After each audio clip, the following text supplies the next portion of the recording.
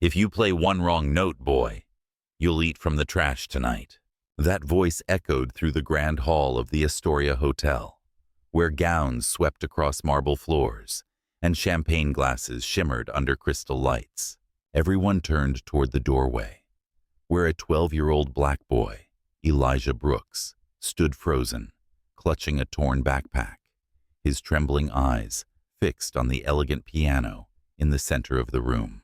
No one could understand why a homeless child dared to show up here, at a lavish gala meant only for New York's elite.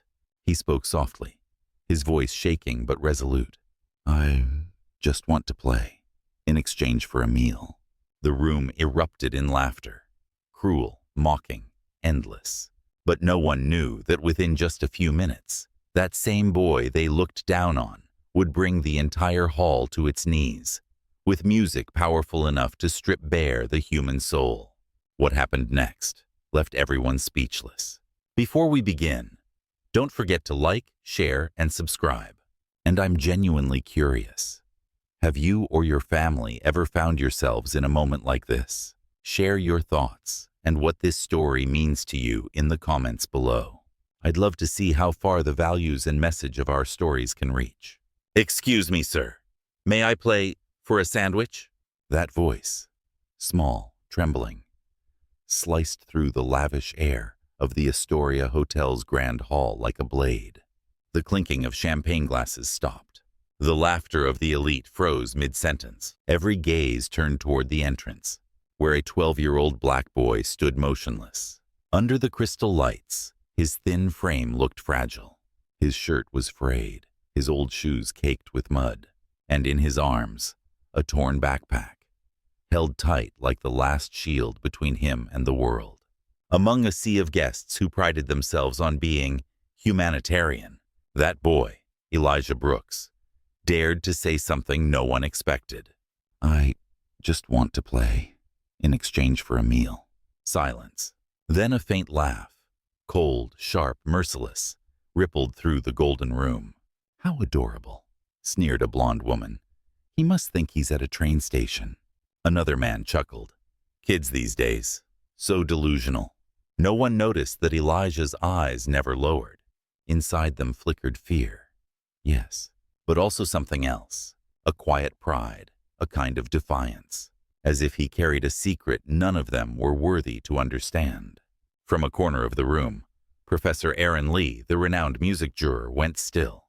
He had seen that look before. The look of someone born to play music, not merely to survive. No one knew. The boy hadn't come to beg for pity.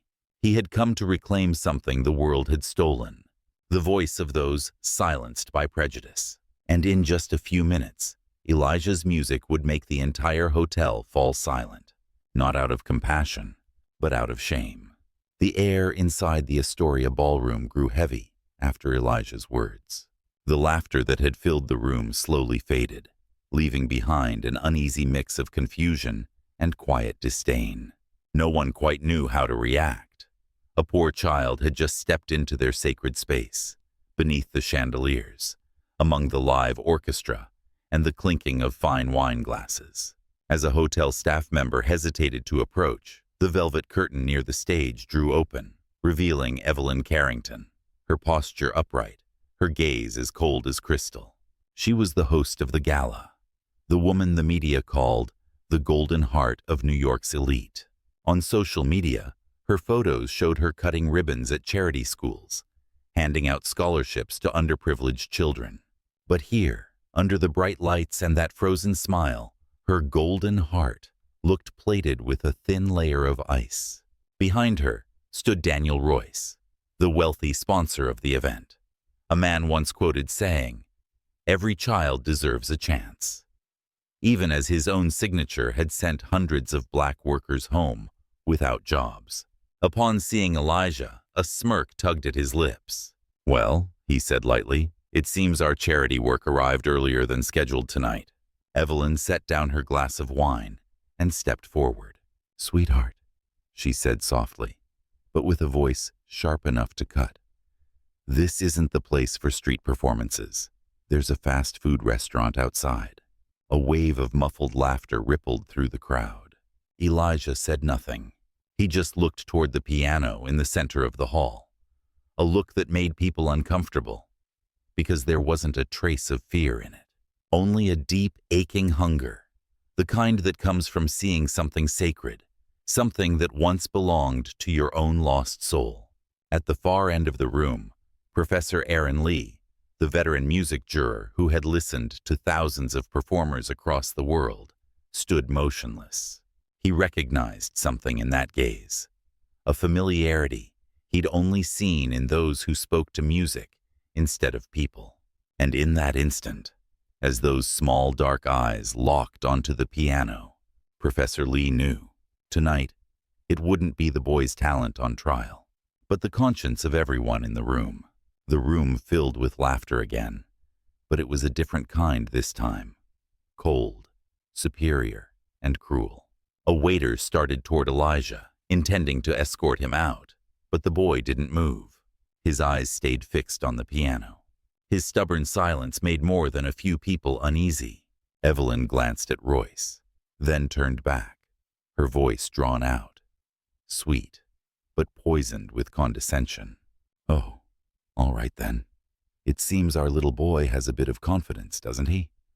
Well," she crossed her arms, her words clear and deliberate enough for the entire hall to hear. "If you want to play, then play one piece. But if it's bad, you leave immediately and never come back." A brief pause. Then the whispers began. People pulled their chairs closer, as though settling in for a cheap comedy show. Evelyn tilted her head slightly, a smirk curling at her lips. "And if you play well?" She paused for a beat, her tones slicing through the air like glass under a knife. "We'll give you a dinner, just one." Laughter burst across the hall. Loud, satisfied, the kind of laughter that made cruelty sound sophisticated. Royce clapped his hands, delighted like a child discovering a new toy. "Perfect, Evelyn, but to be fair." He stressed the words, earning a few sarcastic chuckles. "Let me choose the piece. Let's see if this boy even knows Moonlight Sonata, third movement." A low murmur rippled through the room. Even some guests familiar with music raised their brows. The third movement of Moonlight Sonata was no easy feat, not even for trained pianists. Elijah tilted his head slightly, his voice quiet but steady. "I know that piece. My grandma taught me." The words dropped like a stone into a still lake. The room fell silent for a heartbeat. Someone gave a nervous laugh, but it faded quickly, because in the boy's deep, dark eyes, there was no arrogance, no fear, only a calm conviction in something none of them could comprehend. Professor Lee furrowed his brow. He didn't know why his heart was pounding so hard, but he knew this much. If the boy touched those keys tonight, it wouldn't be him on trial anymore. It would be them. The air inside the Astoria ballroom suddenly thickened, heavy as if the walls themselves were holding their breath. No one said a word. Every eye followed Elijah as he took one slow step after another toward the piano. The scrape of his worn-out shoes against the marble floor echoed clearly, like the heartbeat of the room itself. Evelyn folded her arms. The half-smile still lingered on her lips, but in her eyes flickered a trace of unease. Royce lowered his head, poured himself another glass of wine, and murmured, "This should be interesting. A street boy playing Beethoven." Elijah pulled out the bench and sat down, his thin shoulders trembling slightly. He drew a deep breath, not from fear, but because something sacred was returning. When his fingers touched the icy keys, for that brief moment, Elijah was no longer in the grand Astoria Hotel. He was back in the Bronx, in a small brick house where Ruth Brooks, the first black woman in the neighborhood to teach piano, once lived. A woman whose life had contained only two things: an old, chipped piano and an unshakable faith. "Music is where God meets you," she used to say, her voice hoarse but full of warmth. "When they look down on you, when they say you're not enough, let the music speak for you." Elijah remembered every winter night when the power went out, how the two of them would sit beside that wooden piano, the candlelight dancing across his tiny hands, learning to find their notes. She hadn't just taught him to play. She'd taught him how to listen to his own pain through sound. Then one night, the fire started in the kitchen. Smoke, screams, the piano collapsing, and everything he knew disappeared. The house was seized, his grandmother was gone, and Elijah was sent to an orphanage. 4 years. 4 years without touching a real key, only the imagined ones, traced on the rough wooden tables of the orphanage, where he played from memory to keep his grandmother's warmth alive. Now before him stood a shining Steinway, glowing under the chandelier lights. But to Elijah, it wasn't just an instrument. It was a door, leading back to that little house, to the woman he never got to say goodbye to. And when his trembling fingers finally pressed down on the keys, no one in that glittering room knew that from this moment on, the history of silence was about to be rewritten in music. The air seemed to freeze the moment Elijah laid his hands on the keys. No more clinking glasses, no more mocking laughter, only silence. The kind that lives between the breath of those waiting for a bad joke to unfold, and a boy about to gamble what's left of his pride. Elijah closed his eyes. In the darkness behind his eyelids, he saw Ruth again, smiling, her wrinkled hands resting over his on the old piano. "Music isn't meant to impress," she once said. "It's meant to tell the stories no one wants to hear." He took a deep breath. Then the first note fell.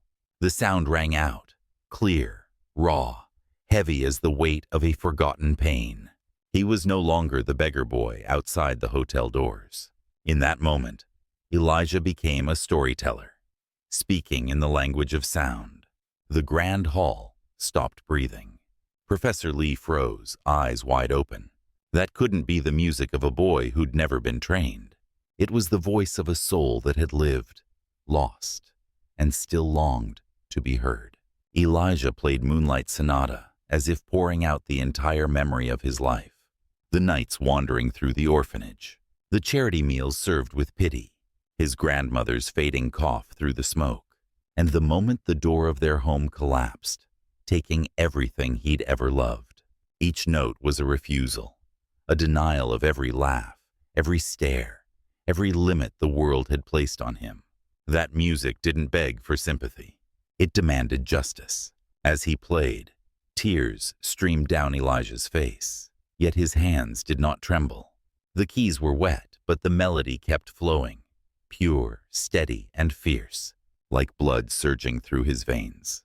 And slowly they began to realize what they were hearing was not music. It was an accusation, a declaration from a 12-year-old black boy against a world that only listens when pain turns into melody. The final note of the piece dissolved into the air, then disappeared. No clinking of silverware, no sound of breath. The grand hall of the Astoria Hotel, once filled with proud laughter and the warm glow of golden chandeliers, now stood in a silence so deep it almost hurt. Elijah remained seated, his small hands still resting gently on the keys. His breathing was uneven. His shoulders trembled. He had just played the piece everyone expected to be a disaster. And instead, they had witnessed a miracle. Evelyn tried to smile, but her lips quivered uncontrollably. Her earlier words, street performance, childish trick, a lesson in pity, now turned into sharp blades, cutting back into her own pride. She couldn't bring herself to look at the boy, the one she had, just minutes ago, treated like someone beneath her. Across the room, Daniel Royce lifted his head, eyes hollow. He saw people wiping tears, not just the women, but men in tailored suits worth more than the piano itself. The ones who had laughed the loudest were now the ones bowing their heads the deepest. For the first time in his life, Royce felt ashamed of his wealth, because he realized that in this gold-plated hall, only one person was truly rich, a 12-year-old boy with bare hands, who had just awakened 100 hearts long asleep in their own arrogance. Professor Aaron Lee took a step forward, almost whispering in disbelief. This boy. Impossible. That technique only comes from years of study. Elijah bowed his head, still trembling.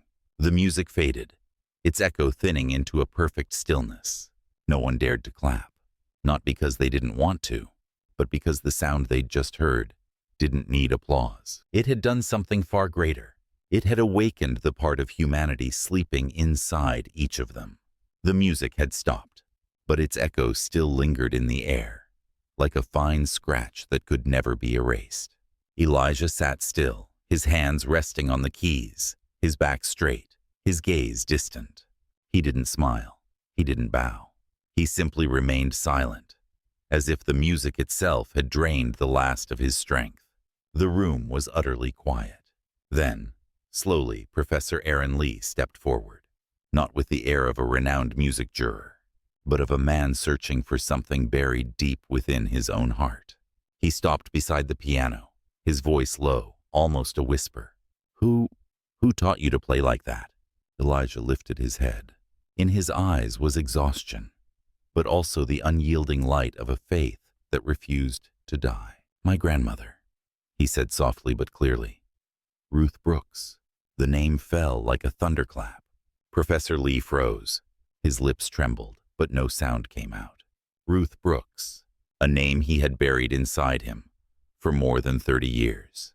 The first black woman who had dared to stand before the jury of the New York Conservatory, and was rejected because her skin tone did not fit the image of a classical artist. That day, he, then a senior student, had remained silent. Silent as the woman he loved was humiliated before hundreds, her dream torn away simply for being born the wrong color. Now, looking into Elijah's eyes, his heart clenched. In the warm gold light of the hall, the boy looked just like Ruth, in his posture, the way his hands hovered above the keys, and that calm, proud gaze that defied the world. He saw her again, the woman who once told him, "Aaron, if someday my music still lives in someone, then the world hasn't fully shut its door on justice." Now, Elijah's playing was the answer. And Aaron Lee understood. This boy had not only inherited Ruth Brooks's gift, but also her memory, her pain, and the promise the world once betrayed. No one in the room dared to speak. Professor Lee still stood beside the piano, his eyes full of emotion, as if he had just found a missing piece of his soul. Evelyn Carrington gripped her crystal glass so tightly that her fingers turned white. She couldn't understand how everything had changed so quickly. The boy she intended to humiliate was now being looked at with reverence. But the pride of someone who had always lived above others would not let her stay silent. "Enough," Evelyn snapped, her voice cold and sharp. "I don't care who his grandmother was. At the end of the day, he's just an orphan." The words dropped heavy into the air, making the whole room seem to tremble. Professor Lee spun around, fury burning in his eyes. But before he could speak, Elijah stood up. He turned toward Evelyn, his voice unnervingly calm. "You're right," he said. "I am an orphan." He paused for a moment, long enough for every eye in the room to find him. "But there's one thing you don't know. Next week, I'll be performing at Lincoln Center." The room erupted in murmurs. Elijah continued, each word slicing through the arrogance that hung in the air. "I'm the youngest student ever admitted to Juilliard, and the youngest performer invited to this year's concert season." The silence that followed was no longer contempt. It was disbelief. Evelyn stepped back half a pace, her face pale. Royce swallowed hard, unable to find a single word. But Elijah wasn't done. He bent down and unzipped the worn backpack that had been with him all evening. From inside, a small camera gleamed under the crystal chandelier. "Tonight," Elijah said evenly, "was recorded for the documentary The Faces We Hide, about how people treat the poor when they don't know who they really are." The room exploded. Guests looked around in panic. Hidden cameras, nestled among the flowers, beside the wine glasses, behind ornate walls, were all rolling. Every mocking laugh, every condescending stare, every word of cruelty had been captured, and nothing could erase it now. The air inside the Astoria now felt like the final act of a play, except no one realized they were the tragic characters. Evelyn Carrington stood frozen under the golden lights, her face stiff, straining to hold on to the last fragments of dignity. Royce kept his head bowed, eyes darting away, as though he could escape the reflection of contempt glimmering back at him from the crystal mirrors around the hall. News spread before the gala even ended. Within hours, clips from the documentary The Faces We Hide flooded every platform. Images of the city's elite, laughing, mocking, and humiliating a young black boy, spread like a silent explosion. The first headline read, "New York's high society exposed in a social experiment by 12-year-old piano prodigy." From the skyscrapers of Manhattan to the cafes of Brooklyn, everyone was talking about the same thing. The truth. The truth about a society that praises compassion, only when the cameras are watching. Evelyn Carrington lost everything in less than a week. Charity organizations severed ties. Her event company was blacklisted. The image of the benevolent businesswoman vanished from every magazine, replaced by cold headlines. Woman who hosted charity galas for poor children exposed for humiliating a black child. Daniel Royce, once known for declaring, "Every child deserves a chance," was forced to resign from the charity board. No one wanted to be photographed beside him anymore. Meanwhile, Elijah Brooks appeared on the front page of the New York Times. Boy humiliated at the Astoria to perform at Carnegie Hall next week. The image of him in a small black suit, standing before a Steinway piano, spread across the world, a symbol of resistance not through anger, but through brilliance. Beside him, Professor Aaron Lee rested a gentle hand on Elijah's shoulder, no longer as a teacher, but as a man seeking redemption, because he understood. Some wrongs can never be undone with words, but they can be redeemed by lifting up a new generation, one where the color of your skin is no longer the boundary of your dreams. Since that fateful night at the Astoria Hotel, everything changed, not just for Elijah, but for everyone who once looked down on him. Television shows invited him to appear. Newspapers called him the boy who played the truth. But Elijah continued to live quietly in his small dorm room at Juilliard. He turned down countless commercial offers, saying only one thing: "I don't want to sell my music.